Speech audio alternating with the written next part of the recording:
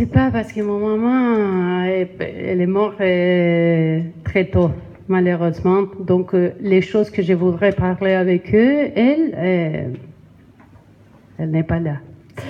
Mais je pense que c'est je pense que c'est un type de père. C'est la père, mais c'est pas la père pour les enfants.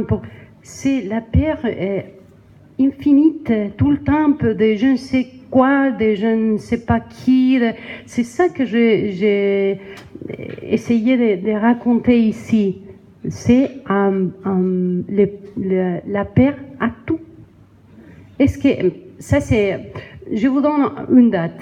J'ai jamais... Ça c'est un... Comment on dit ça? Un miroir. Un miroir. Quand je prends un café, dans un café, j'ai jamais mis proche de la fenêtre. J'ai jamais donné mon dos à la fenêtre. Pourquoi? Je ne sais pas. Ma mère m'a dit ne le faire jamais.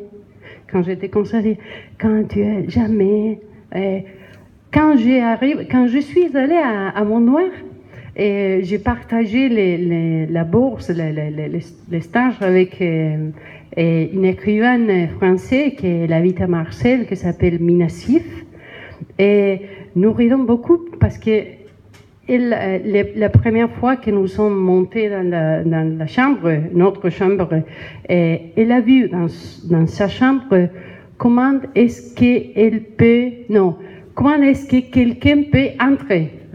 Attention à faire, parce que nous étions dans la forêt, toutes seules. Et les premières choses que j'ai vues, c'est où est-ce que je peux sortir. Et après, il m'a dit, ta chambre, c'est bon, c'est belle. Oui, j'ai vu, je peux sortir pour la fenêtre, tout de suite, comme ça. Et je peux échapper. Elle m'a dit, échapper? Oh!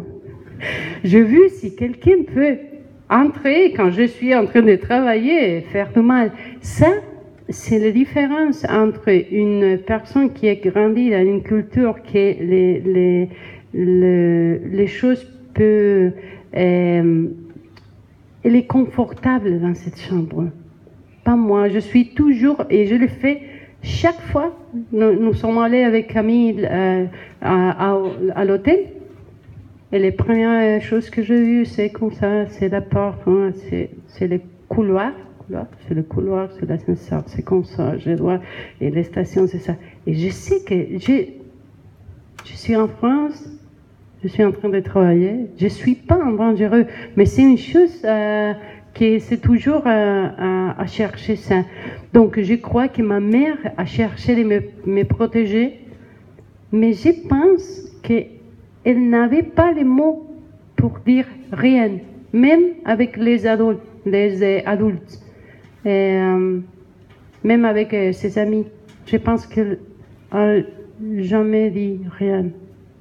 C'est terrible parce que je sais qu'elle avait des douleurs parce que quand j'étais enfant, il y avait une série dans la télévision très fameuse qui s'appelle Holocausto, avec Meryl Streep, qui raconte toute l'histoire des Juifs pendant la Deuxième Guerre. Et ça a été des visions obligatoires chez moi. Bien ici, c'est ça. Et je disais, pourquoi est-ce que ma mère a cette obsession? J'avais 6, 7 ans. Cette obsession avec la Shoah.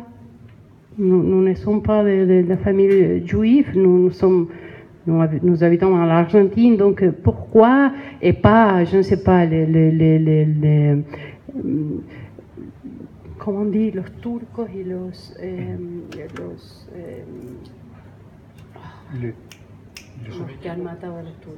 Les Arméniens. Pourquoi pas les Arméniens, les Juifs, pourquoi cette histoire, hein? Et j'ai compris après que peut-être elle me disait, regarde, c'est ça, ce sont des assassins, ils vont tuer. Mais c'est clair que chez moi, la loi, c'est pas parler avec quelqu'un. Maintenant, j'ai toujours les méfiances. En Argentine, ils travaillent beaucoup les services d'intelligence. maintenant. Il travaille beaucoup, beaucoup. Et c'est pas rare de dire oh, je crois que c'est monsieur ou c'est madame. Je donne des ateliers de lecture, toujours, très ouverts, très bon marché. L'idée, c'est que tout le monde peut venir. Il arrive quelques jeunes qui restent 1-2 semaines à demander, à parler, et après, je ne les trouve pas. C'est pas avec moi, c'est une chose générale.